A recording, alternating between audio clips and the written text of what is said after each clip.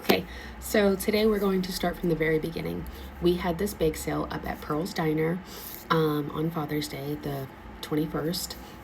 We are Spay It Forward. We get cats fixed in Hocking County, strays, ferals, and community cats. We had so many amazing, tasty treats. Like these were, oh my gosh. And oh my gosh, I think they're called Scotcheroos. Kim, you outdid yourself.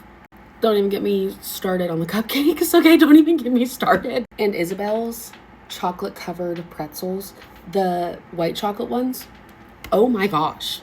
Anyways, while we were having the bake sale, Isabel was inside working. She works on Sundays at Pearl's Diner. I was outside talking and meeting everybody and getting donations and selling the items, and we raised so much money in the community. We had people just pull up, get out of their cars, and give us money, just say, hey, this is a donation. That means so much. Just seeing our post on Facebook and actually, showing up and being like, hey, like I see you on Facebook. People were recognizing us, which I think is amazing. They're like, oh, you're Spay It Forward. Yeah, you're on Facebook. And that means so much. Like, you guys showing up for us means so much. The community is just amazing. I had a 79-year-old woman walk up to me, and she was talking about cats that she cares for that she does not get help with, and she was just very upset, and she started crying. And then when she walked away, I started crying.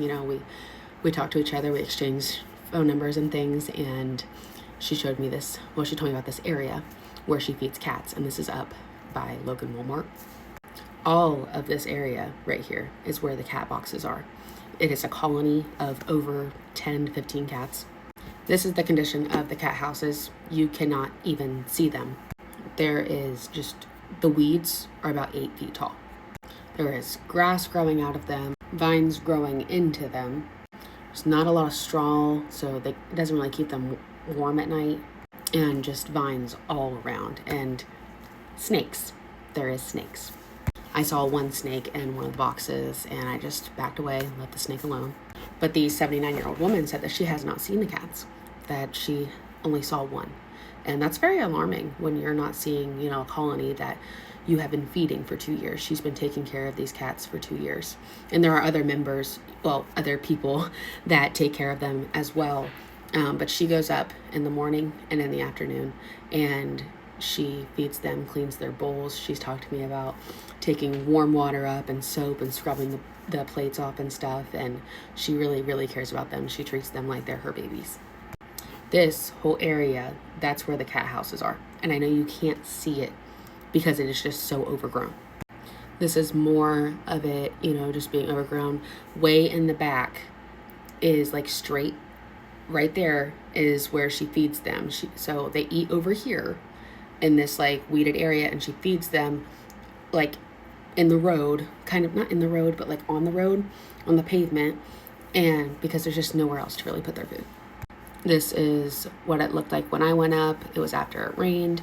I put more food out, but the weeds are horrendous.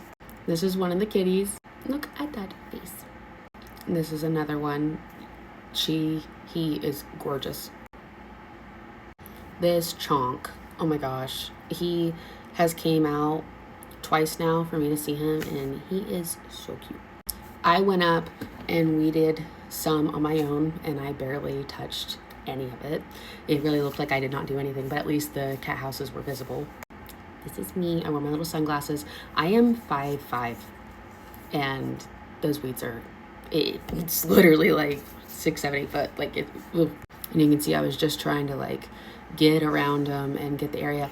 There is so much trash and brush under it, and there was cinder blocks and rugs and more trash, and then straw, and then the straw had trash in it, and it was just, there was like plates under it. It was just a lot. This area had been neglected for far too long, and having those little mats over them did not help anything.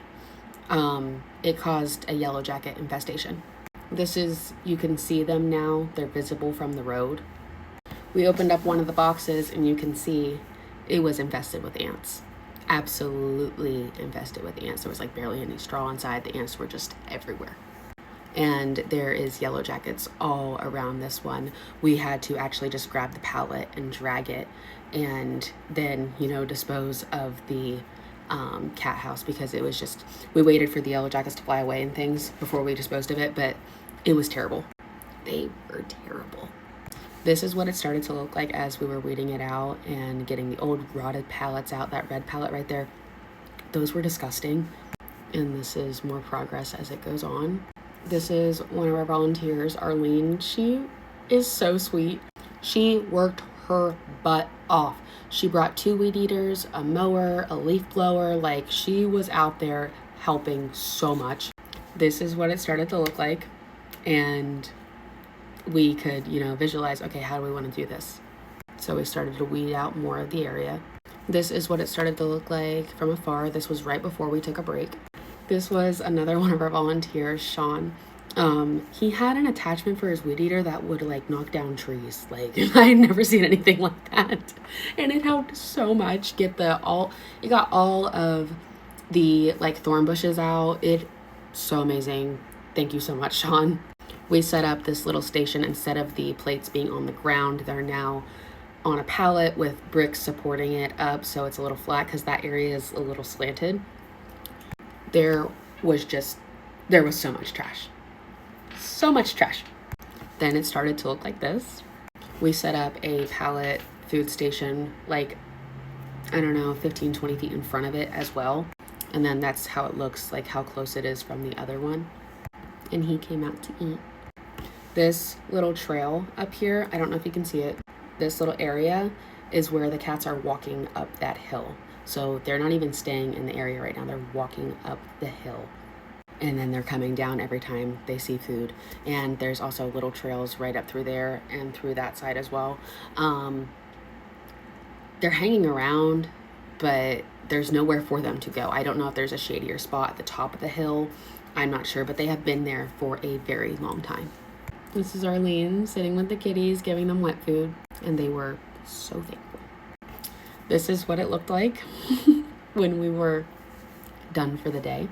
And then this is a full picture of, you know, the cat station over there and right in front, and then you can visibly see all of the cat houses. So it went from this to this in 2 days. And we could not have done it without the support from the community. Arlene ended up going back around 8 or 7:30, I'm not sure, tonight, and she took her mower up there and she mowed down all of the weeds that we were not able to bag up, and she mulched them down, and it looks amazing. She took her broom and her leaf blower and she got all of the trash picked up.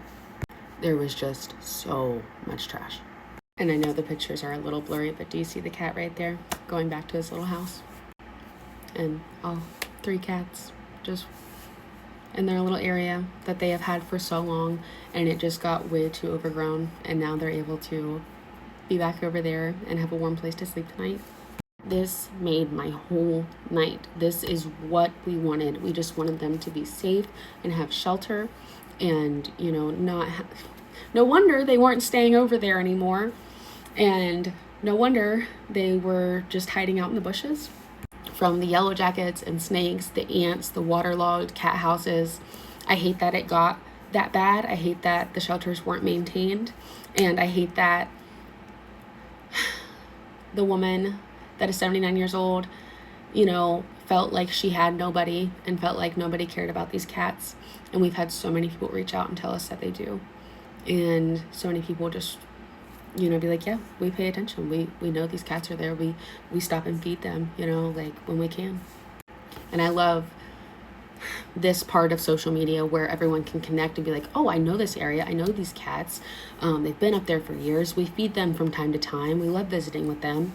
So if you've ever been worried about the Walmart cats in Logan, they are doing okay.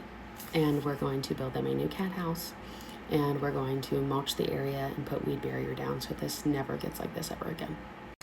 Thank you guys so much for all of the support and the kind words and donating mulch to us and reaching out to us and just letting us know that we're doing a good job and that we're appreciated. And I hope that I've shown my appreciation to the volunteers today. Me and Isabel and her husband Kelly, we appreciate everyone so freaking much.